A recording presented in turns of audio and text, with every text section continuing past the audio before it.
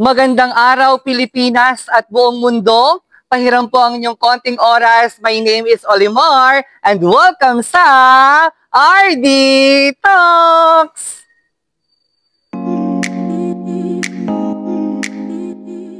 Mga ka-Facebook and ka-YouTube, nandito po kami ngayon sa Casa Linda Private Resort located at Pinagkaisahan, Cuenca, Batangas. Sa lahat ng mga gustong mag-book ng kanilang mga travels, mga outing at syempre mga gathering, huwag na huwag pong kakalimutang bisitahin po ang Facebook page po ng Casa Linda Private Resort.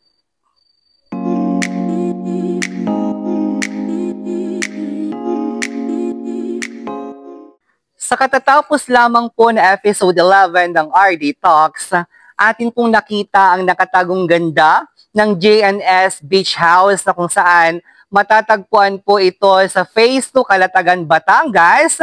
For today's talk, atin naman pong pasukin ang isang private resort na kung saan mapapa-instagrammable ka sa ganda dahil ito po ay nasa paanan ng Mount Makulot. So ang Mount Makulot guys is sumikat din po ito dahil dito po madalas mag-shoot sila Frances M. Pudat. At the same time, dinarayo po ito tuwing mahal na araw kasi matatagpuan po sa itaas ng bundok yung tatlong mahiwagang cruise na kung saan doon po nagpapanata po yung mga tao. So bago po tayo mapunta kung saan-saan guys, atin na pong kilalanin ang owner po ng Casa Linda Private Resort. So yan mga ka-reload, kasama na po natin ang owner po ng Casa Linda Private Resort. Walang iba kundi si Sir Jason Lailo. Thank you po Madam Olimar for having us. Magandang gabi po. So lubos pong nagpapasalamat po ang RD Talks Sir Jason sa pagpapatuloy niyo po sa amin dito po sa inyong private resort. Thank you rin po sa pagbisita, Madam Olimar. Opo, maraming salamat. So ngayon po, ang Casa Linda Private Resort po, sir, is kailan po ito na itatag or kailan po nag-start po ito? Nag-start po siya ay nung pandemic po. Actually po ay bili po namin ito ay resort na, may pool na, may bahay na. Then around mga 2021 po ata, renovate po namin siya. Tapos inopen na po namin siya as a private resort po. So ibig sabihin, sir, nag-start po kayo dito or inopen nyo po ito in public simula po nung after lockdown? Apa. So, ibig sabihin, hindi nyo po naranasan yung struggle po ng mga businessman nung pandemic kasi grabe. Hindi naman po. Oo, grabe yung mga naranasan dati po ng mga negosyante nung pandemic. So, ngayon po, simula po nung hinawakan nyo po ito, okay naman po yung naging flow po ng business po ninyo? Okay naman po. May mga booking, lalo na pag weekends, hindi naman po nawawalan. Ayun po. Nung lang po, siguro, nung last year, madaming requirements. Ayun lang po yung Opo. So yun kanina guys, di ba nabanggit ko na mapapa-instagrammable ka kasi dito po, pagpasok mo po ng gate, itong resort kasi, pagpasok mo ng gate, makikita mo na kaagad yung Mount Makulot. Tama, yes. Kitang-kita mo na kaagad. At the same time, kitang-kita mo yung tatlong cruise doon sa taas. Kaya yung mga nature lover dyan, ayan na, eto na po yung hinahanap nyo pong resort na talagang marerelax po kayo. Kasi unang-una po, mafe-feel mo po yung relaxation kasi ang hangin po dito is napakasariwa. At the same time, kitang-kita mo po yung Mount Makulot. Ayan. So ngayon, Sir Jason, syempre, eto na naman po, parating na naman po yung summer. Ano po ba yung dapat abangan po ng mga ka-reload natin dito po sa inyong resort? O ano po ba yung mga offer po ninyong, may mga discount po ba or what? Ayun po, Madam, meron po kaming, pag weekdays po, meron po kami ngayong package na for couple, lalo po ngayong Valentine's. Couple staycation po, ang makukuha nyo po yung makapag-book po kayo dito as low as 2,000 po. Okay. Ayun po yung package namin po ngayon. Tapos pag weekends po, madalas po, napakaganda po dito mag-event ng reunion, birthday, team building, ayun po. Yes, kasi napansin ko nga is, eto yung private resort guys sa sobrang luwang. Pati yung swimming pool nila, sobrang luwang. Yung area talagang sobrang luwang. Kaya pag maggaganap po kayo ng mga reunion, yan, Opo. or mga wedding, birthday, grabe, pwedeng-pwede po itong kanilang private resort. So, yung nasabi mo kanina, sir, is per couple, 2,000, Opo, opo. isang room. Isang room lang po, opo. Then, pwede rin po kayong tumanggap Ng mga ng big families po, big opo. families. Ilang room po ba itong Yung resort po natin ay may 4 rooms po. Consists po ng isang big room, good for 25 packs. Tapos yung 3 room po ay good for 5 to 6 packs po yung kasya po. Yes po. So, may yung promotion nyo po ng like example, yung buong resort for 22 hours, ganun. Opo, yung sa 22 hours po, pag yung nakuha nyo po yung lahat ng room, kunyari po ay 40 packs po kayo, 20K po yung rate po namin. Opo. Yung 40 packs for 20,000, Opo, yung 22 hours. So like example, nag-exist po doon, lumampas po sila ng 45 or 50. Madalas po ay pinapayagan na po namin kahit wala na pong bayad. Opo. Yes, yun naman pala ang maganda. Discount na rin po yun. Opo. Yes, kasi minsan yung iba guys, 'di ba? Pag sumobra ka, magbabayad ka ng per person. Dito po is napakaganda kasi mag-exist man kayo, syempre solo nyo na po yung buong lugar, wala na po kayong additional payment, tama? So yun mga ka-reload, 'di ba? Sa isang business, hindi natin maiiwasan yung makaranas tayo ng struggle. Kasi bilang businessman din, sa aking negosyo, nakakaranas din naman ako ng struggle na minsan parang ayaw mo na, parang suko ka na, parang ganon, parang pag-ibig, tama? Charing!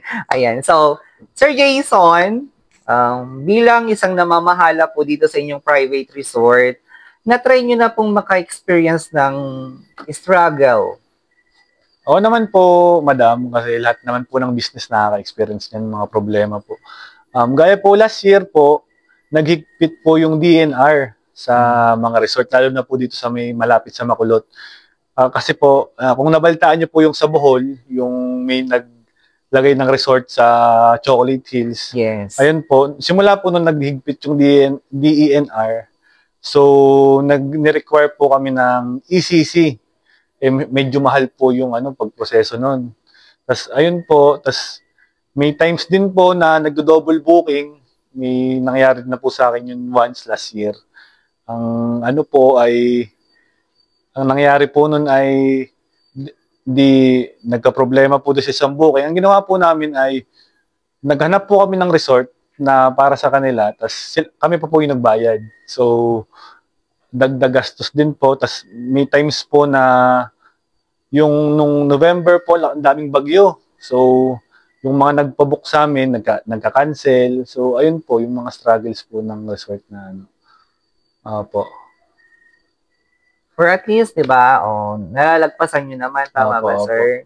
Yun lang, hindi naman ipagkakaloob ng ating Panginoon ang mga trials na yan kung hindi natin kaya.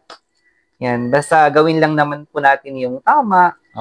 At ipagkakaloob niya sa atin yung mga solution ng mga problem na yan. So, katulad ngayon, di ba, parating na naman po yung summer. So, paano po yung paghahanda po na ginagawa nyo po ngayon? Ayun po, last month po, nag-renovate po kami.